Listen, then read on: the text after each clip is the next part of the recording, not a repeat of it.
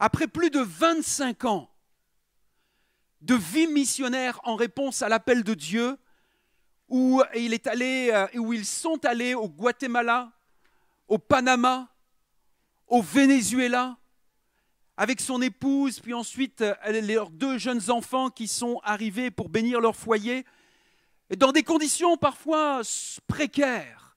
Lorsqu'ils sont allés au Guatemala, la guerre civile était déclarée au Guatemala.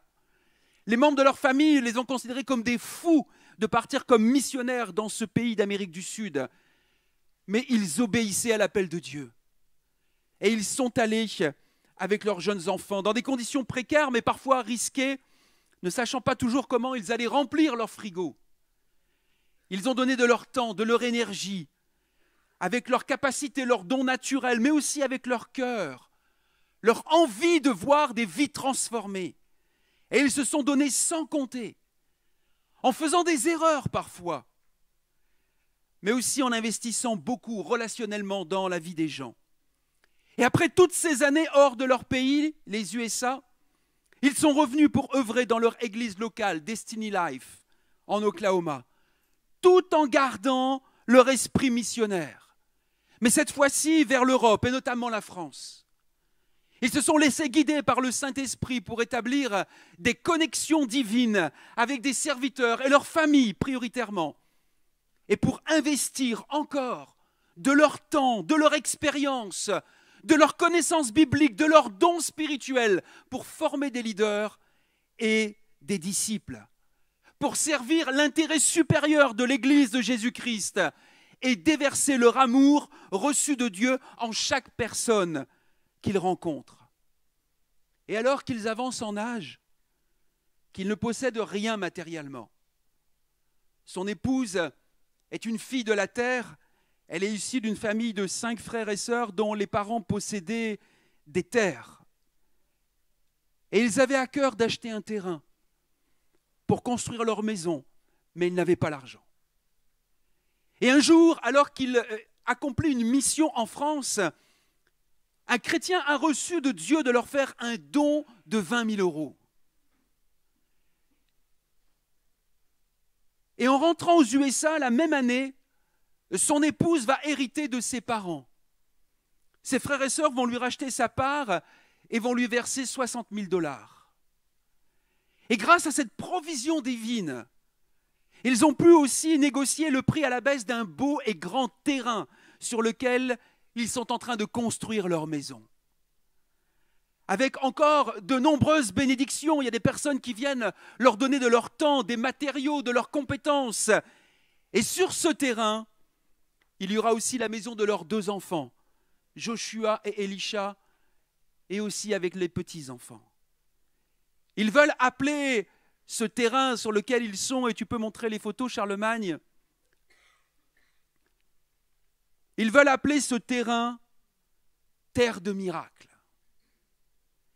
Je vous ai partagé ici une partie de témoignage de notre frère, de mon ami, Jerry Vaughn, de Jerry et Teresa Vaughn, dont certains ont pu apprécier aussi le ministère mardi soir quand il était ici pour prêcher et apporter la parole de Dieu. Mes frères et sœurs, Jerry et Teresa ont compris, mettre en pratique et vivre. Il y a plus de joie à donner qu'à recevoir. Mais la Bible nous dit aussi que celui qui arrose sera arrosé. Ils ont plus de 70 ans aujourd'hui, mais Dieu les bénit d'une manière miraculeuse.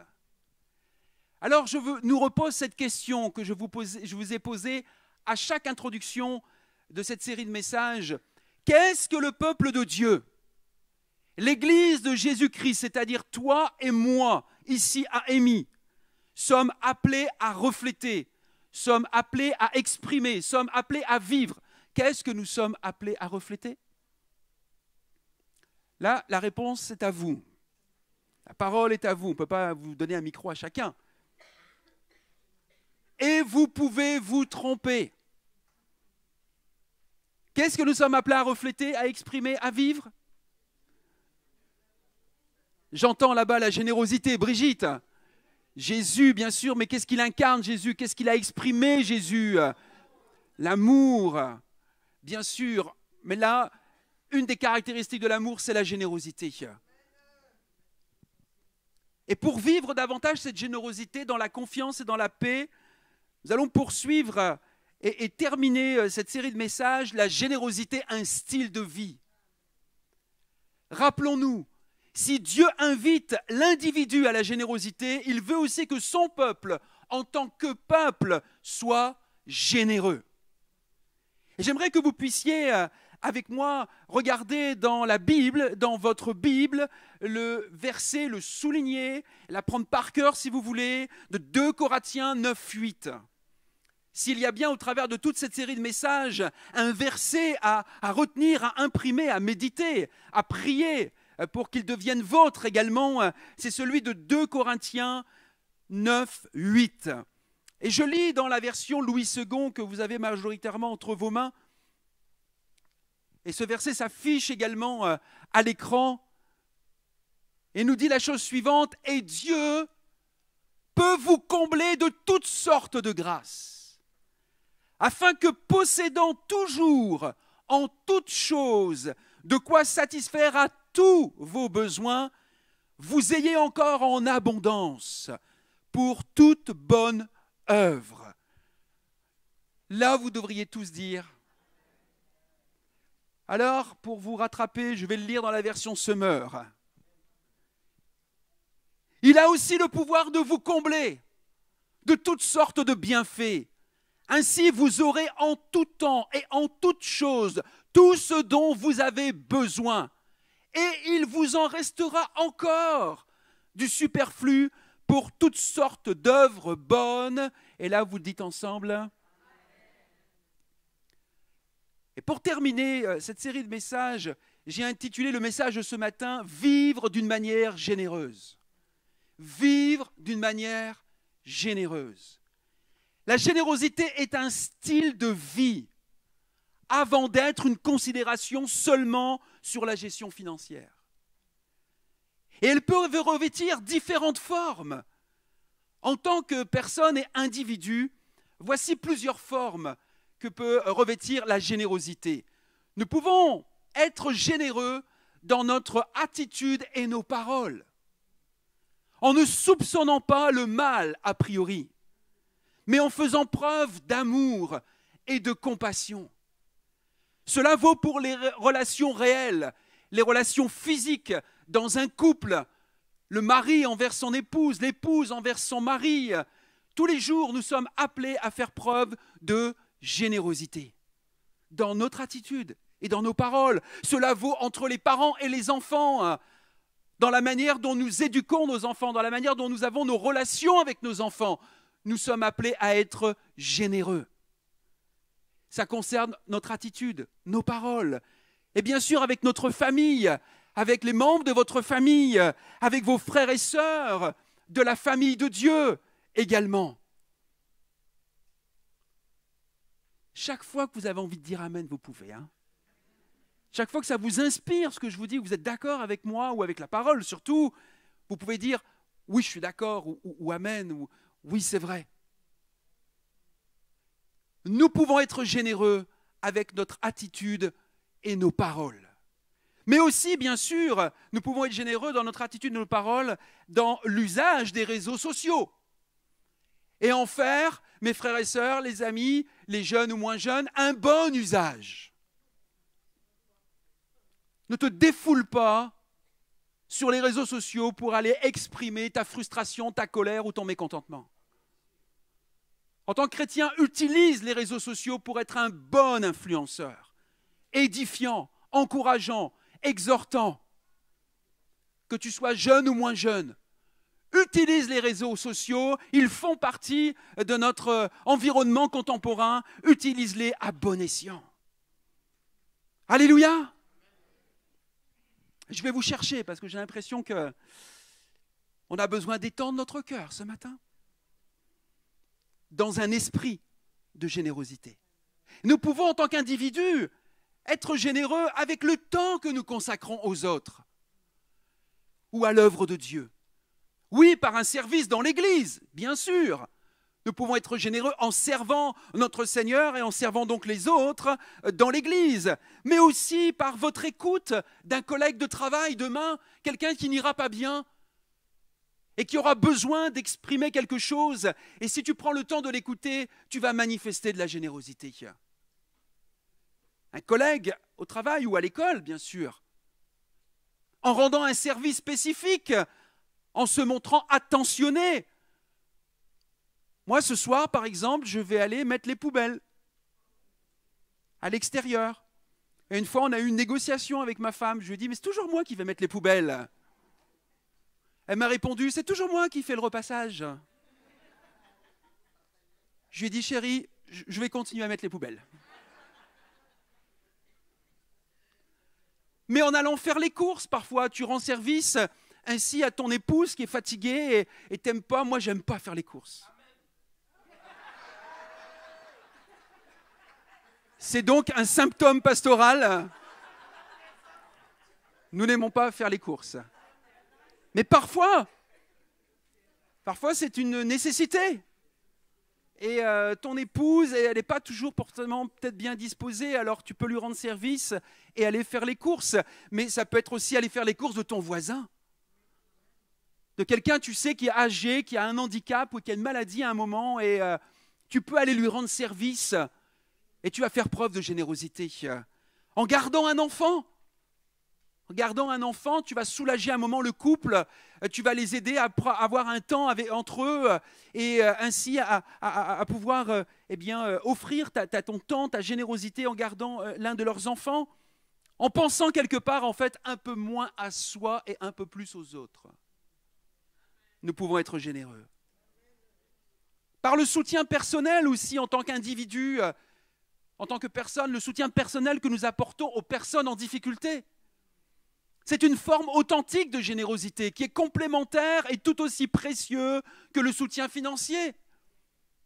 Par un appel téléphonique ou une visite à un bien-aimé ou à un voisin touché par une épreuve, par une invitation chez vous pour un repas où tu peux bénir quelqu'un en l'accueillant chez toi avec un bon repas que tu as préparé avec amour. Mais aussi en devenant bénévole dans une œuvre comme cette œuvre de compassion qui s'appelle le pôle social Nouvel Espoir. Vous savez, l'équipe, elle est présente, elle est réelle, elle est bien là, mais elle a besoin d'être enrichie avec des nouvelles personnes. Alors si ton cœur à un moment vibre pour aller aider des personnes en difficulté, eh bien rejoins-nous dans l'équipe du pôle social Nouvel Espoir. Que ce soit, et on en parlera plus en détail dimanche prochain, mais que ce soit à Quartier Libre, au Maraude ou au comptoir alimentaire. Quelle que soit la forme, le bénévolat désintéressé est un acte de générosité. L'hospitalité, l'accueil des personnes sous toutes ses formes participe aux manifestations concrètes de générosité. Et je bénis le Seigneur parce que beaucoup de personnes qui viennent ou qui nous rejoignent à l'église Émis me disent en entretien pastoral, parce que je leur pose la question, pourquoi vous venez à l'église Émis? Pourquoi vous voulez rester? Pourquoi vous voulez devenir membre de l'église Émis? Et beaucoup, souvent me disent, merci pour votre accueil. Ici, vous avez un accueil chaleureux. Vous prenez le temps de dire bonjour aux gens avec un sourire, vous intéressez à nos enfants, vous intéressez à nous. Continuons dans cette dynamique, frères et sœurs. C'est une manifestation de la générosité. Mais aussi en tant qu'individu, comment nous pouvons manifester notre générosité? Par la mise à disposition parfois d'un bien, où tu vas prêter ta maison ou ta voiture ou du matériel pour aider à faire face à un besoin. Peut-être une façon de s'inscrire aussi dans un style de vie où l'on se considère comme gestionnaire des biens que Dieu nous confie ici-bas. Ou de se dire à un moment, bah oui, ma voiture, peut-être j'en suis celui qui l'assure, mais c'est Dieu qui a permis que je l'ai. Et je peux peut-être la prêter à quelqu'un ou rendre un service avec mon véhicule, avec ma maison ou avec un des biens que j'ai chez moi. Comme l'apôtre Paul nous en donne aussi l'exemple, il peut y avoir une forme de générosité à ne pas exiger ce qui nous serait dû et que nous pourrions légitimement réclamer. Je lui ai fait ça, je lui ai dit ça, Je m'en occupe depuis autant de temps pour elle. Quand même, en retour, je pourrais avoir quelque chose. Elle pourrait me faire quelque chose. Non. La forme de générosité que Dieu nous propose, c'est de ne pas exiger ce qui nous serait dû. Et cette disposition de la générosité devrait toujours rester libre et choisie. Je comprends qu'il y ait des périodes dans la vie chrétienne où on est déçu d'avoir été généreux. Car on a été abusé, trompé, escroqué. Alors nous avons la réaction qui consiste à fermer notre cœur, de peur d'être encore une fois dépouillé ou trompé. Mais comme vous, je me suis déjà fait avoir. Et quand cela m'est arrivé, j'ai repensé à l'attitude du père du fils prodigue. Quelle générosité envers ce fils qui avait dilapidé son bien. Et cela m'a encouragé à ouvrir à nouveau mon cœur aux besoins de l'œuvre de Dieu, selon les priorités qu'il plaçait sur mon cœur. Vous savez quoi? Notre générosité, ta générosité peut transformer des vies. La façon dont nous manifestons chaque jour notre générosité peut transformer des vies. On aurait pu dire Alléluia là ensemble. Hein. Même mieux qu'Amen, Alléluia. Waouh, je peux être un acteur de transformation des vies. Ouh, merci Seigneur. Maintenant, concernant la générosité et l'Église, on a vu à titre individuel en tant que personne comment nous pouvons manifester la générosité, mais au niveau de l'Église, quand on parle de générosité dans l'Église, je pense qu'il faut faire preuve de beaucoup de tact, avec des motivations saines, bibliquement fondées, assorties de garde-fous concrets contre les abus, notamment, je pense, par un enseignement biblique qui souligne la responsabilité du croyant à l'égard de la communauté chrétienne et du soutien de l'œuvre de Dieu. L'enseignement régulier dans l'Église locale, et je pense dans toutes les tranches d'âge. Donc je m'adresse aussi bien aujourd'hui aussi à nos leaders qui sont ou responsables qui sont au niveau des enfants, des adolescents, des jeunes adultes. Ça concerne toutes les tranches d'âge. Cet enseignement régulier doit intégrer la générosité, avec pour objectif de promouvoir la générosité comme un style de vie chrétienne plutôt que comme un moyen d'atteindre un objectif particulier. En veillant à intégrer toutes les facettes de l'enseignement biblique, à préserver la liberté et la joie de la générosité, comme réponse à la grâce, à éviter toute dérive légaliste, autoritaire ou calculatrice. Je vais donner ça pour avoir ça en retour. Ça ne fait pas partie de la mentalité du royaume de Dieu. Dans le monde, nous pouvons penser comme ça, pas au sein du peuple de Dieu.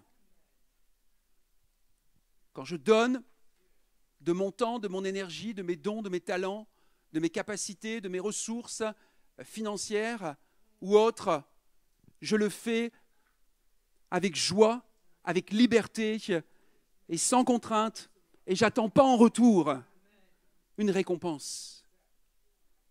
Mais souviens-toi quand même que celui qui arrose sera arrosé.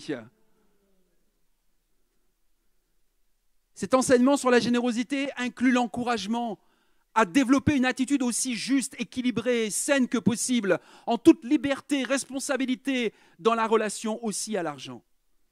Parce que ce domaine fait partie d'une vie de disciple placée sous la seigneurie de Christ. Une attention toute particulière peut être donnée aussi à l'enseignement de la générosité dans les familles. Je m'adresse ici aux parents.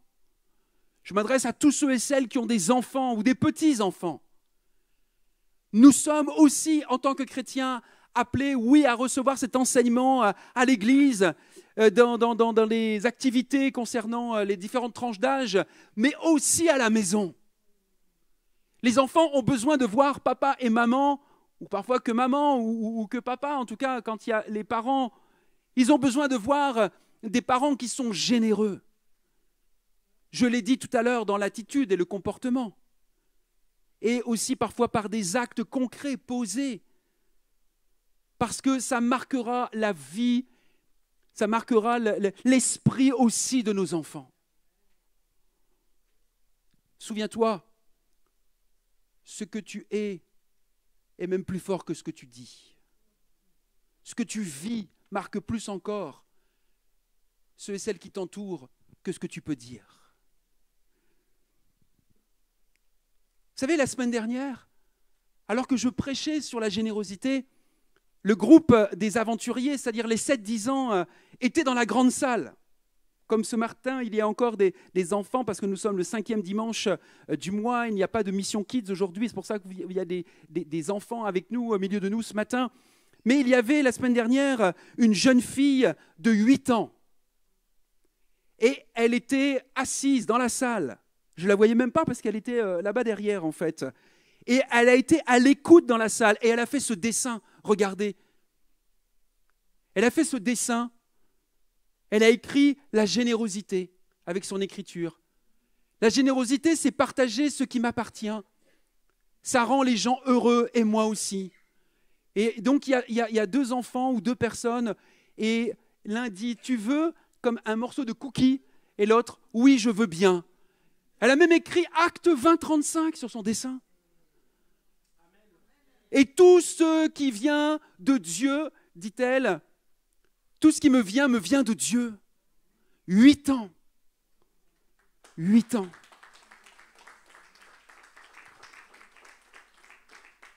Ça m'a encouragé. Je me suis dit, les enfants écoutent quand ils sont dans la salle.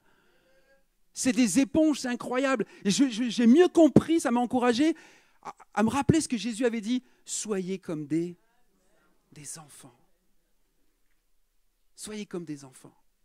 Ils captent la parole, ils entendent la parole, ils l'accueillent humblement, favorablement. Vous voyez, ils sont capables d'en faire un dessin, de retranscrire. Tu as l'impression qu'ils font n'importe quoi sur leurs feuilles. Et puis, ils te transcrivent ton message. Alléluia. Donc, c'est possible d'enseigner nos enfants à la maison sur ce principe de la générosité. Et il y a bien des situations concrètes qui permettent d'impliquer les enfants, les ados, les jeunes dans la pratique de la générosité. Qu'il s'agisse de l'église, à Mission Kids par exemple, ils parrainent une jeune fille haïtienne qui est nommée Ruth. Et l'objectif, c'est 2 € par mois par enfant. Donc si on encourage vos petits-enfants que vous avez entre 3 ans là, et 11 ans à Mission Kids à donner une pièce modeste chaque dimanche, chaque fois qu'ils se réunissent, eh bien, c'est aussi pour le parrainage d'une jeune fille haïtienne qui est nommée Ruth et que nous soutenons. Ça, c'est concret, c'est un principe de générosité. Alléluia. Mais aussi le souci du prochain. Et nos jeunes, ados et jeunes vont participer à la future collecte. Ils l'ont déjà fait par le passé, mais ils vont venir en plus grand nombre cette année à la collecte nationale de la Banque alimentaire. Nous aurons des ados et des jeunes avec nous sur ces 2 jours. Parce qu'ils veulent se soucier du prochain. Ou de l'ouverture, bien sûr, de nos biens ou de notre maison aux personnes dans le besoin. Veillons ensemble, Acte 20-35, à cultiver le bonheur de donner. L'Église locale a aussi une responsabilité dans l'attitude et la pratique de la générosité, dans cette façon d'être intègre dans la gestion des dons et des collectes, d'honorer les engagements qui sont pris, que ce soit vis-à-vis des ministères indemnisés, comme pour le pasteur, ou demain, comme il a été dit, pour plusieurs ministères. Aujourd'hui, il y a un ministère indemnisé dans cette assemblée, c'est moi, le pasteur principal. Mais demain, ce serait beau encore de voir une multiplication de ministères qui sont indemnisés. Parce que si on a bâti un temple, un lieu de culte, une maison de prière, voilà, plus grande, c'est pour que nous ayons plus d'âmes sauvées, plus de personnes. Mais il faut s'en occuper de toutes ces personnes qui vont venir. Et il faut donc aussi des ministères, en plus et en complément du bénévolat, bien sûr, des uns et des autres. Et ce sera une forme de générosité. Et l'Église aussi pratique la générosité dans différents services de l'Église.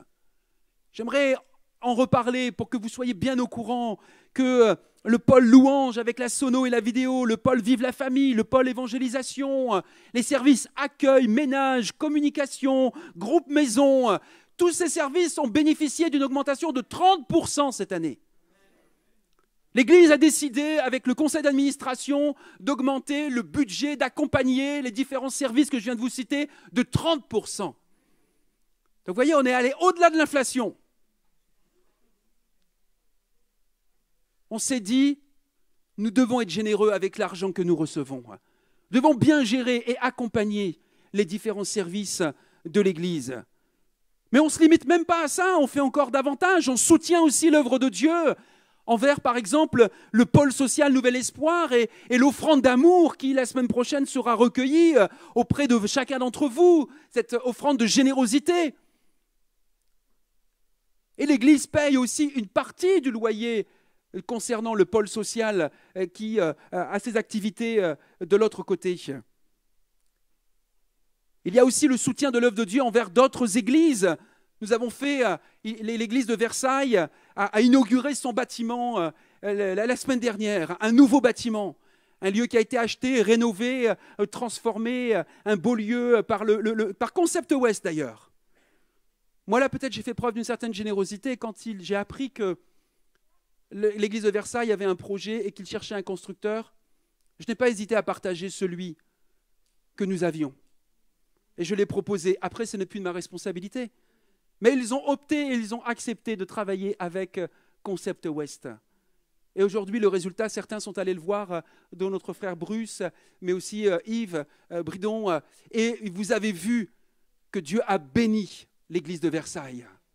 Et nous avons fait un don également financier pour soutenir, à mesure de certains de nos moyens bien sûr, mais nous avons accompagné financièrement. Nous l'avons fait aussi avec nos étudiants, vous l'avez entendu le dimanche 1er septembre, avec Emmanuel Girard, avec notre sœur Samantha. L'Église a aussi accompagné ses étudiants qui sont actuellement à la faculté de Vaux-sur-Seine.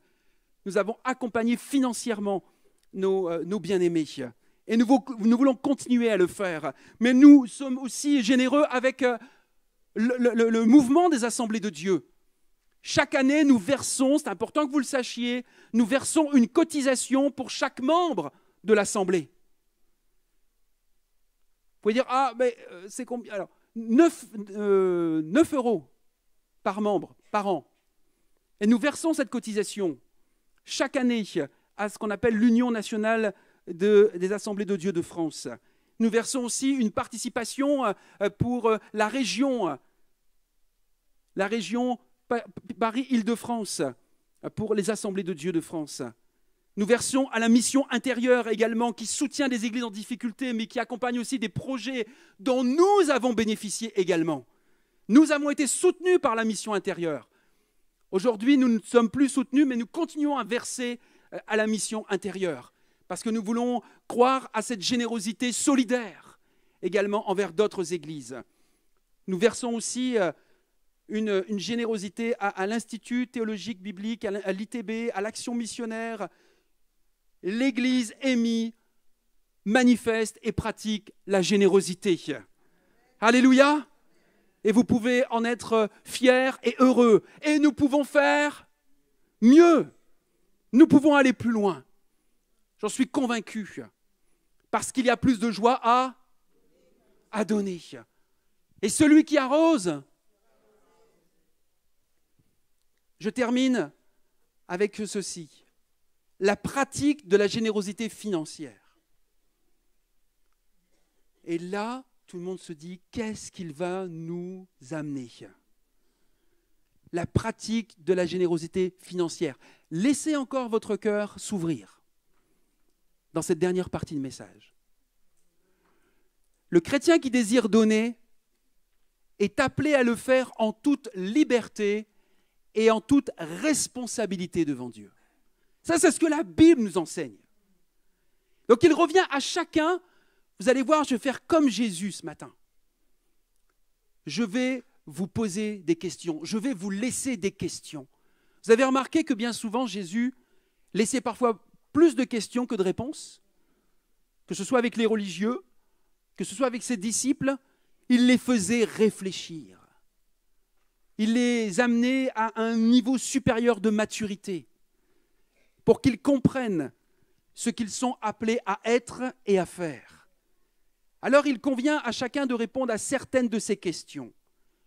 Premièrement, sur les motivations.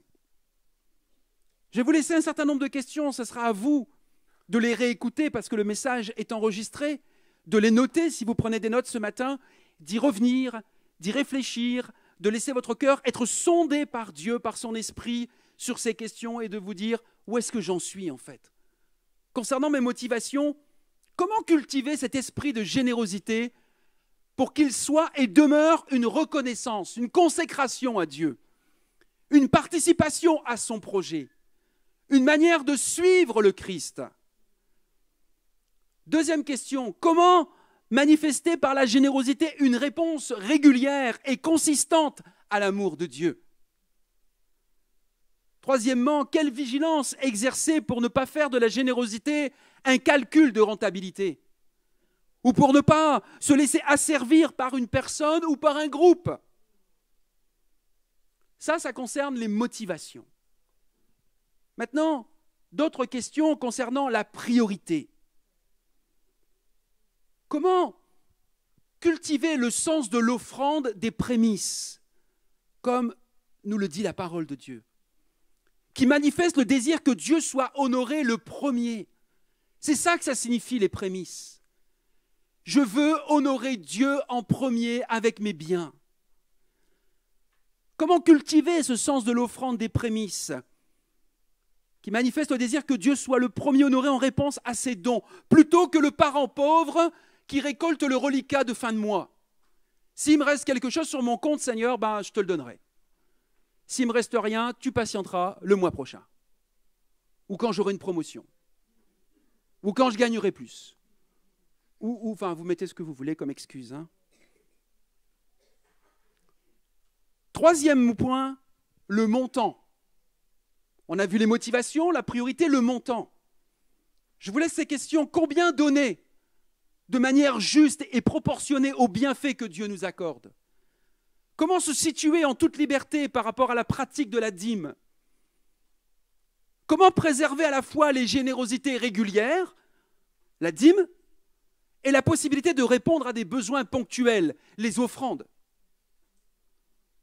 Comment nous assurer que nous laissons véritablement une place au prochain et à l'œuvre de Dieu dans notre manière d'utiliser et de gérer ce que nous possédons? Quatrième point, des questions que nous devons nous poser. La limite. La limite. Comment articuler le fait de gérer sagement ses ressources et d'être capable, dans certains contextes, de donner au-delà de ses moyens? À l'exemple des chrétiens de l'église de Macédoine, je vous renvoie à 2 Corinthiens 8, 3. Comment déterminer la limite entre le nécessaire et le superflu? Comment intégrer les changements de revenus qui peuvent varier à la hausse ou à la baisse, parfois dans un ménage, dans un couple, chez une personne? Comment intégrer les changements de revenus dans la pratique de la générosité? Vous voyez, je ne vous donne pas de montants et de recettes toutes faites. Je vous donne des éléments de réflexion sur des aspects importants sur lesquels nous devons réfléchir, méditer, nous questionner. Le dernier point, c'est le désintéressement.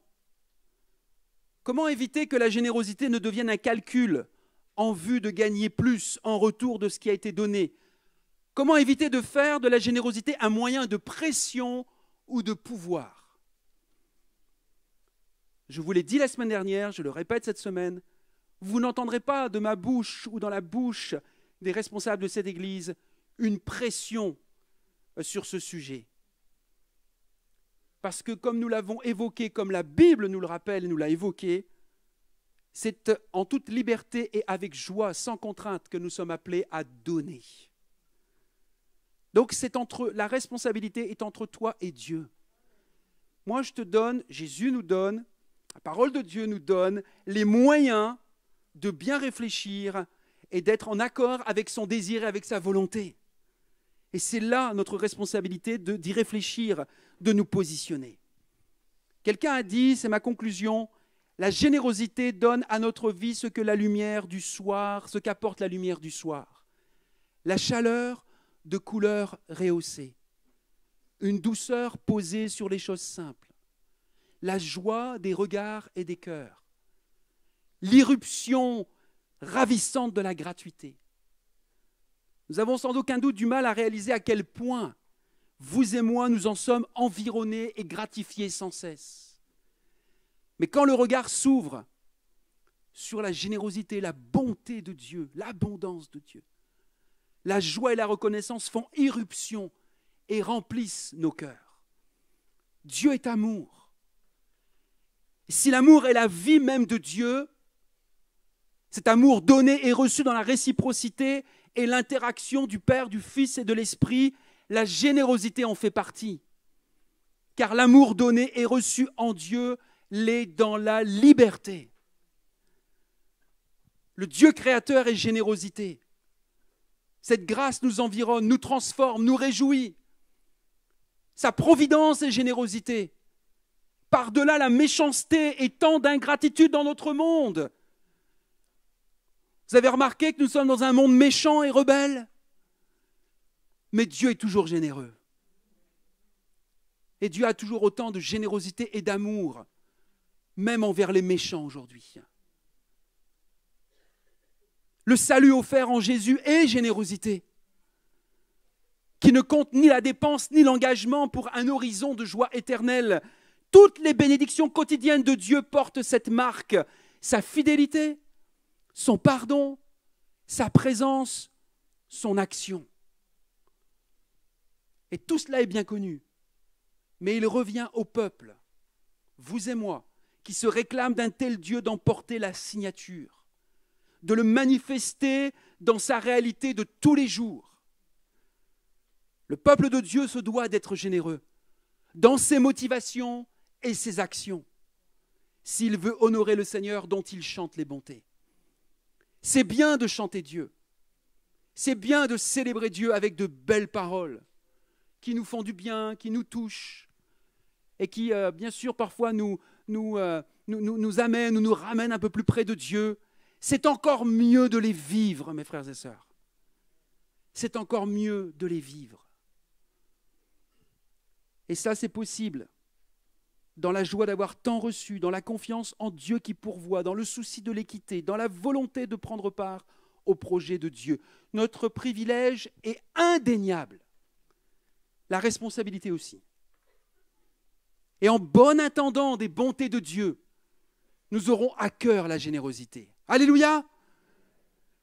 En priant comme le Christ l'a enseigné, que ton règne, et nous aurons le souci d'y prendre part, animés d'une authentique générosité en temps et en argent, pour les progrès de l'Évangile, pour l'amour du prochain, face aux besoins ponctuels et dans la régularité. Ce matin, nous pouvons prier ensemble, et c'est vraiment ma conclusion, pour que Dieu renouvelle en nous, en moi, en vous, cet esprit de générosité. Et je vous propose une prière qui va aussi s'afficher à l'écran. Et ce que j'aimerais ensuite, alors que vous allez écouter, regarder cette prière, vous puissiez capter peut-être des éléments qui vous touchent, qui vous interpellent plus particulièrement, plus spécifiquement. Et ensuite, nous allons prier les uns avec les autres pour cet esprit de générosité. Ensemble, nous allons terminer en priant les uns avec les autres, les uns pour les autres, parce que ça nous concerne personnellement, individuellement, et ça nous concerne collectivement. Et ton frère, ta sœur qui est à tes côtés, et certains sont avec leurs enfants, alors vous allez pouvoir prier avec vos enfants aussi. Et certains sont avec peut-être leurs parents, et vous allez pouvoir prier aussi avec vos parents, pour que vraiment cet esprit de générosité continue de gagner nos cœurs, d'être cultivé dans votre vie, dans la vie de cette Église, pour que nous allions plus loin dans la manifestation de l'amour de Dieu, de la représentation de Dieu, et d'être véritablement des témoins de générosité. Alléluia!